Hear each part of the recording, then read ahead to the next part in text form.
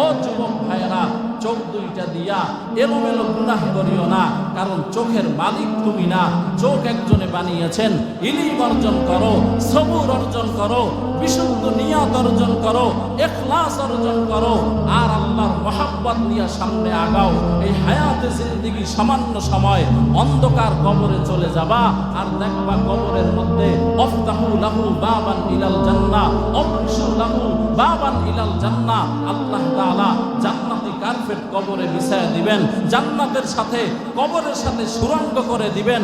আর ফেরেশতারা আয়েশা রহমতি বাতাস দিতে থাকবেন আর বলতে থাকবেন, নাউম কা নাউমাতিল আরুস।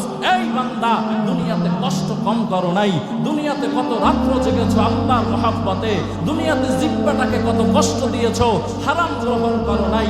নাউম, আজকে ঘুমায়া যাও কা নাউমাতিল আরুস। বাসর রাত্রে জামাই যেমন ক্লান্ত হয়ে ঘুমায়া যায়, হুঁশ থাকে না, বলে তুমিও তেমন ক্লান্ত অবস্থায় ঘুমিয়ে যাও, তোমাকে কেউ ডিস্টার্ব করবে না। শুধু ওই দিন তোমাকে ডিস্টার্ব করা হবে যেদিন ইসরাফিল সিংহায় বাঁশি বাজায় দেবে। আল্লাহ আমাদেরকে বুঝার তৌফিক দান করেন, আমল করার তৌফিক দান করেন। আল্লাহ তাআলা আল্লাহর মারিফাতের নূর, মহব্বতের নূর আমাদের সিনায় দান করেন।